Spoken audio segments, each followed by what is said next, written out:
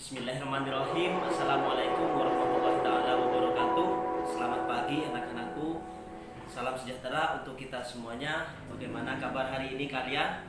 Bapak harap semuanya tetap masih dalam keadaan semangat. Baik, untuk hari ini Bapak akan memberikan materi tentang pola hidup sehat. Nah, nanti Bapak akan memberikan dengan gambar video animasi tentang penjelasannya, rangkuman-rangkuman yang sudah Bapak konsep. Tolong disimak videonya. Namun seperti biasanya, sebelum memulai pelajaran Bapak akan bercerita. Masih mau dengar cerita Bapak enggak nih?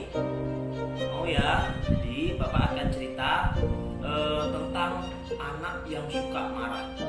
Suatu hari dalam sebuah keluarga ada anak yang kerjaannya itu suka marah. Kalau minta apa-apa selalu membantah sama orang tua, selalu berkata keras kepada orang tua. Bahkan tidak jarang anak tersebut tidak ada masalah sering marah juga.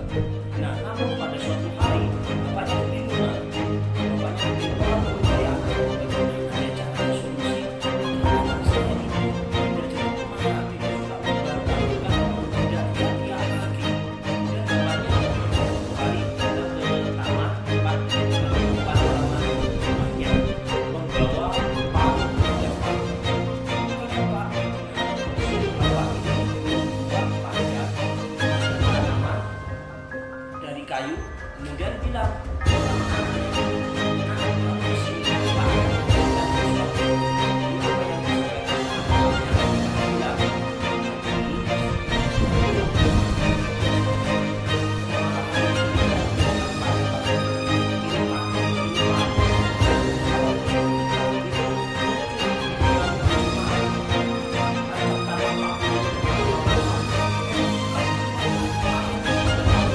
pukul sampai paku ini menusuk ke kayu tersebut. Nah, kemudian suatu hari si anak ini benar-benar ingin marah, benar-benar ingin teriak, kemudian bingung. Lalu anak itu mengambil paku dan palu yang disarankan oleh bapaknya. Datanglah ke depan ke pagar, dipukul sama anak itu, wah, sampai nancap pakunya. Kemudian besoknya marah, setiap marah anak itu selalu mengambil paku dan palu dan memukulnya. Bahkan setiap hari bisa 3 kali. Lalu bapaknya hanya bisa tersenyum dan menggelengkan kepala.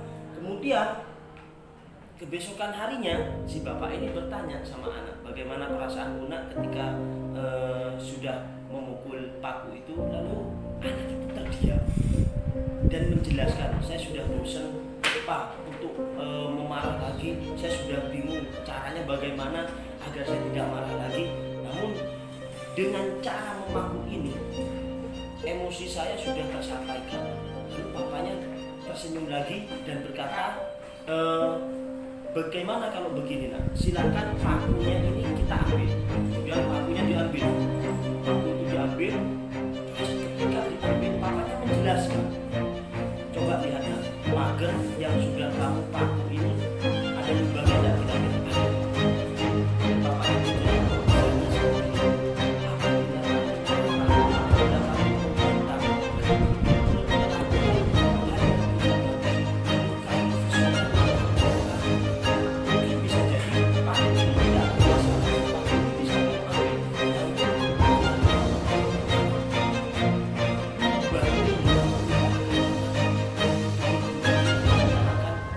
bisa diperbaiki lagi dan lubang ini akan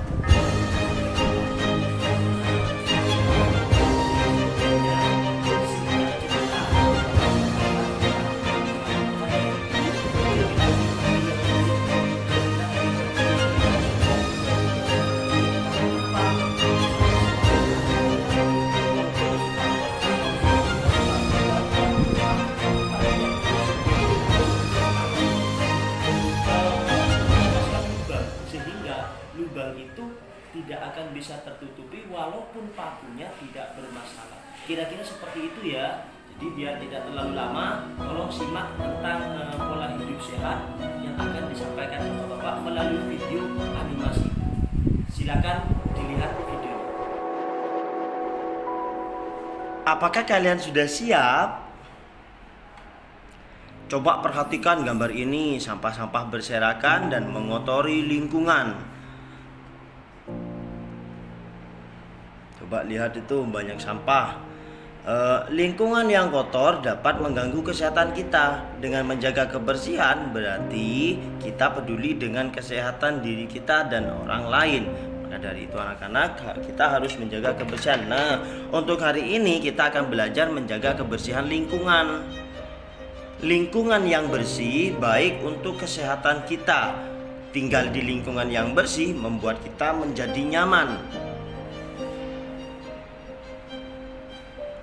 Contoh alat kebersihan, ada sapu, ada serokan, ada sikat, ada bak, terus ada kemucing, dan yang lainnya. Cara menjaga kebersihan lingkungan diantaranya adalah jangan membuang sampah sembarangan, melakukan kerja bakti secara rutin, mengolah sampah organik menjadi pupuk kompos, melakukan daur ulang sampah, lakukan juga penghijauan seperti menanam pohon. Bahaya sampah, kira-kira ada yang tahu enggak? Apa yang kalian ketahui tentang sampah itu?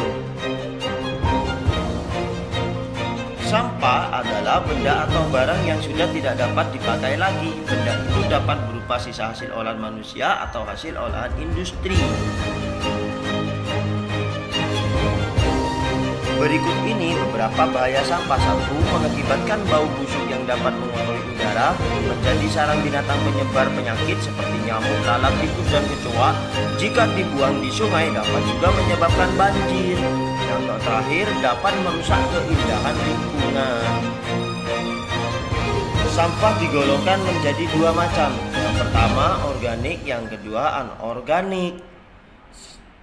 Sampah organik, sampah yang berasal dari sisa makhluk hidup dan ramah lingkungan atau mudah terurai. Sedangkan anorganik, sampah yang terdiri dari bahan yang sulit terurai, membutuhkan waktu yang lama terurai.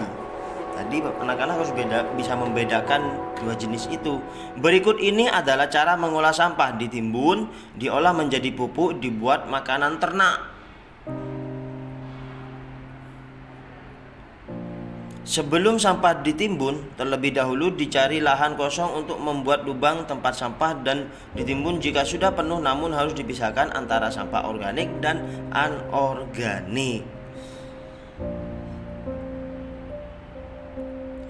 Pernahkah kalian mendengar istilah pupuk kompos? Pupuk kompos adalah pupuk yang dihasilkan dari pengolahan sampah organik. Pupuk ini sangat baik untuk pertumbuhan tanaman.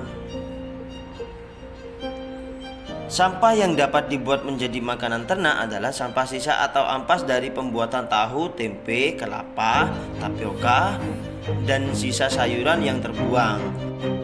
Ada 3 cara untuk pengolahan sampah. Yang pertama, reduce, resize, recycle. Nah, penerapan sistem 3R, reduce, resize, dan recycle menjadi salah satu solusi dalam menjaga lingkungan di sekitar kita yang murah dan mudah. Nah, coba anak-anak dipahami apa 3R itu. Yang pertama, reduce. Reduce berarti kita mengurangi penggunaan bahan-bahan yang bisa merusak lingkungan dan mengurangi belanja barang yang tidak terlalu dibutuhkan. Kalau tidak butuh, anak-anak jangan mendatangkan barang. Terus yang kedua adalah reuse. Reuse berarti pemakaian kembali barang, bahan yang kita pakai atau memberikannya kepada orang lain. Jadi kalau ada barang yang masih bisa dipakai, ya dipakai aja, jangan mendatangkan kembali. Terus yang terakhir adalah recycle. Recycle ini adalah mendaur ulang barang untuk menjadi barang atau produk yang baru. Contohnya botol bekas plastik, minuman menjadi pot tanaman atau kaleng-kaleng yang lainnya. Jadi kesimpulannya, kita harus menjaga kebersihan lingkungan agar terciptanya lingkungan yang sehat dan nyaman. Penanganan sampah harus dilakukan dengan tepat agar tidak menambah pencemaran lingkungan. Namun anak-anak, selain menjaga lingkungan yang sehat, kita juga harus mengkonsumsi makanan sehat, istirahat yang cukup, serta rajin berolahraga juga merupakan cara kita menjaga kesehatan tubuh kita. Kira-kira itu yang bisa Bapak sampaikan. Terima kasih, tetap semangat ya.